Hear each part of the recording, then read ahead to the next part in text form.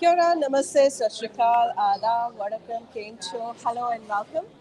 Prime Time India Live TV, and today we have a very dashing, a beautiful personality with us, Dale Stephens. Hello, Dale. Good morning, Morena. Morena. Namaste. Namaste. Now, when we talk about multicultural, here we Yes. are talking multi-languages. Yes. Oh, kia ora tātou hiki mā, kua tāma ki tēnei hui. Nau mai, haere mai, tauti mai, ku Dale Aotea Stephens, tāku ingoa, tēnā koutou. Hello, mai. Dale, when we talk about Christchurch City Central, Yes. he's one of the candidates from National Party. Yes. And if I'm not wrong, you born and brought up here for a long time. Yes, I was born in Christchurch. Oh, wow. I went to school here. I left at 17, joined the police. Spent 22 years as a police officer investigating serious crime all around New Zealand. I spent a period of time working in Scotland Yard, and I also spent a period of time working for the FBI in America. Came home, left the police, went into private business, and I spent the last 20 years leading businesses both here and internationally. But I came back to Christchurch in 2014, and I've been here for the last 9 years.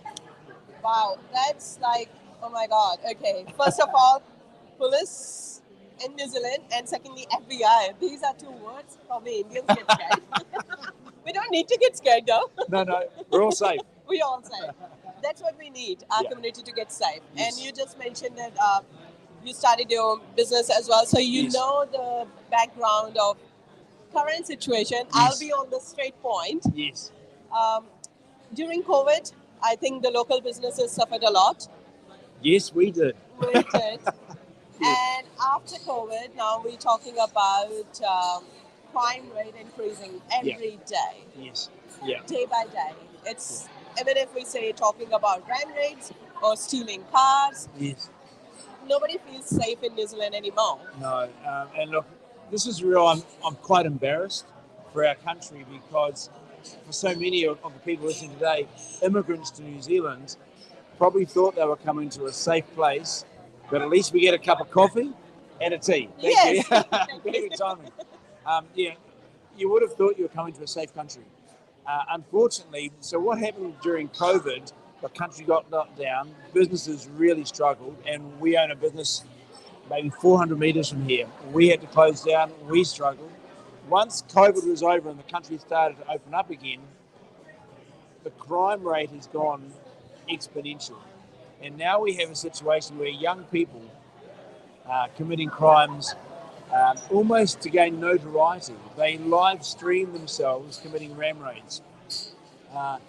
They are stealing to order for gang members.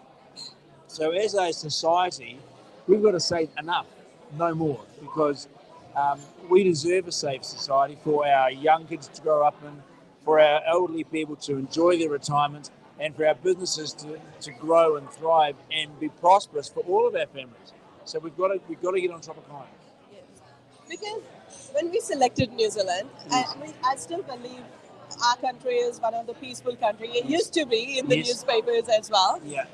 It's all of a sudden now we see all these sad stories, and being Kiwi Indian, Yes. it actually, this is not the country we represent in the No, world. it's not. And look, during the lockdown, I had a number of discussions with migrants into the country who had their family or their children still in India, and they couldn't get the families back together. And I found that to be really, really disappointing to hear.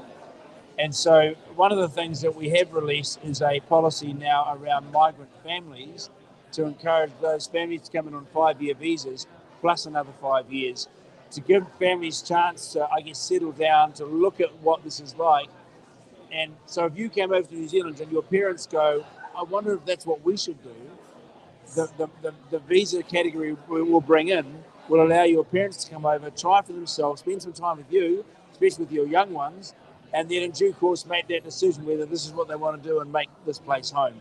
So it's giving that opportunity to get the families back together, but it also gives you time to work out if this is where your whole family wants to be based. So I think it's a much fairer way of looking at it, but that's one of many immigration changes we need to make. Yes. Thank you, Dale, for mentioning that, because Yes. I really appreciate, I think Erica Stanford was the first person from National Party who Yes. introduced last Sunday, great news for the migrant. Yes.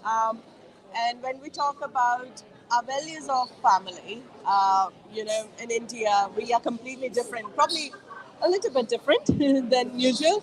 We still. Yes and no. Okay. Because I see Indian families and I love the respect you give to your elderly people, Yes.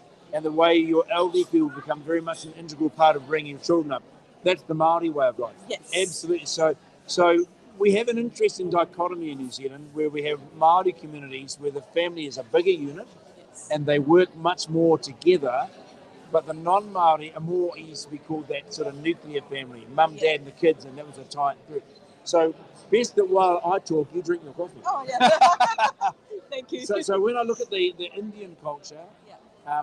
I see such great similarities, and I love being around Indian families because it reminds me of my own family. Yes. And we've got 6 children. We've got our first 2 grandchildren have arrived, but all our grandparents, in fact, and our great grandparents, everyone's involved. And especially for our young mums in our family who are trying to get themselves back to work, the whole family just comes in and takes over and helps to enable those young people who are developing their household, developing their careers, to have the support to enable them to do that. Māori and Indian, spot on. Yeah. And that also not only helps the economy or the working parents, but also in some way they're giving the value of the next generation. So when Yes. we talk about the youth crime, probably Yes. can lower down. Well, one of the most important things about that family support is you're keeping your culture alive. Just the same way that Māori keep their culture alive within that family unit. But what we're seeing are families who have broken down, and we're seeing, there's an old saying that your children become the way you parent them. And so if our young people aren't getting that good example in the household and they're being left to wander the streets or entertain themselves, then what do they get up to? They look for things to do, they look for excitement, and that's where they get dragged away from making good decisions into making bad decisions, stealing cars, and then off they go. And so it's hugely important that our family looks after our children and gives them the right example. Fair enough. Now, when we're talking about the families coming together, Yes. And of course, the first essential things are uh, the first thing I can talk about the food, and please enjoy your Yes, I peppermint have. tea, Yes. beautiful tea. um, things are getting expensive, Dale. Yeah. And there's a big family to support, especially if there are 2 people working. Yes. I can talk for myself. I have only one daughter, Yes. and sometimes I feel like we are not doing enough. Yeah. Even working 40 hours, me and my husband, Yeah. the things are so expensive. The fruits are expensive. I Yes. stopped buying tomatoes currently. Found a substitute of that. Yes. What will be the national policy for this inflation rate? Yeah. So the latest Treasury report that came out in June, July, I think it was then, made the statement that New Zealand's inflation, which is north of 6%, is based on what's called non-tradable. So it's based on domestic transactions around government expenditure.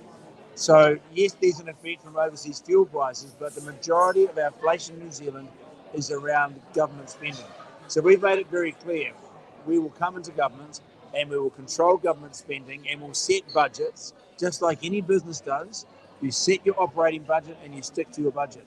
And so the best way for us to get on top of inflation, get prices downward pressure, is to stop the government spending, and where we can, we've talked about reallocating spending. So if we can save $100 over here, then that $100 can be put into $100 with a tax saving to give back to our people. Because we're not spending any more, we're not pushing inflation, but because we're distributing it back to the people, that'll help with downward pressure, because you can pay debts, you can pay for your own living, stuff like that. So the main aim for us right now is stop spending, get some relief to our people in terms of tax relief, and then the next step, which we've got to start immediately, we've got to change the settings to encourage productivity. So the more our businesses produce, the more our people produce in business or services or production, export, the more we produce, the more revenue comes into the government from sales as opposed to coming in from your and my tax. So the more that comes in from sales, the less pressure there is on tax. And so the government money goes up, we can keep the tax down. So that's kind of how we want to balance it. It's not going to be a quick fix, but I think we can get the inflation under control by next year. And that's Nicola Willis's target, to get it down by next year, because the Reserve Bank in New Zealand has a mandate, an independent mandate from government to keep interest rates down.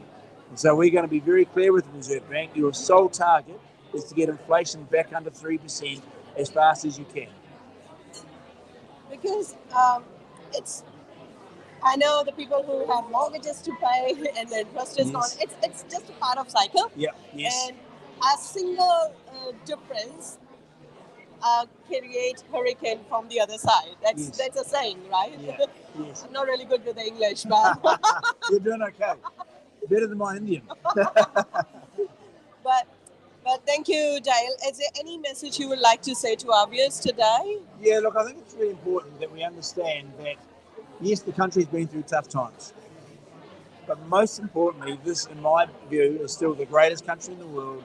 We've got so much beautiful country, open spaces, opportunities. For our young people, the world is wide open, and there's so much we can achieve in this country. What we have right now is an economy that's performing badly, but we've got coming in through the National Party people with commercial experience, people who understand how to control budgets, how to get the expenditure under control, and move the emphasis to production. So I have to say, good times are ahead. We can get this fixed. And I want to see, as part of that, if we get the spending under control, that gives us the opportunity to provide all those public services that we need, like good hospitals, no waiting times, good education system, safety in our communities. So we get the spending under control, that gives us the opportunity to get the other pieces right, and then we'll move back towards being a safe country, being the kind of country that you want to bring your daughter up in, and I want to see my grandchildren enjoy. So really confident about the future. 2 ticks, blue for national. Well, I can't say that because I have to be very neutral. Yes, very good. But thank you, Dale. I do appreciate my viewers, and I would like to say that regardless what color you're going for, read their policies, or at least go and vote. That is the biggest power we hold in the democracy. One should not left behind. Yes. And probably we don't understand. I especially want to say, you can see the winning power because last Sunday, our voice being heard because we made the noise. They want to make the change and bring the families together. That was the power of our democracy. So please, please, please go and do vote. Pink, blue, red, black, any color you feel like. Green. Okay, I don't want to miss any color. But do at least go and hit the button. And voting opens on Monday, 9 o'clock on Monday morning, so you can early vote right up to 7 p.m. on the 14th of August. And by the 15th, we'll have a government. 14th October. Oh, October. What am I doing? I'm too tired. I'm campaigning too hard. I hope the month you said yes. So Monday the 2nd to Saturday the 14th of October. Yes. So it's not like India, where you have to vote only that one particular day. Yes. You go, you have 2 weeks, more than 2 weeks. Yes. Please, please, please do support whoever you want to support. तब तक मैंने दो इजाज़त, मैं हर मिसिस कोराना. Thank you so much, Dale. Namaste. And namaste.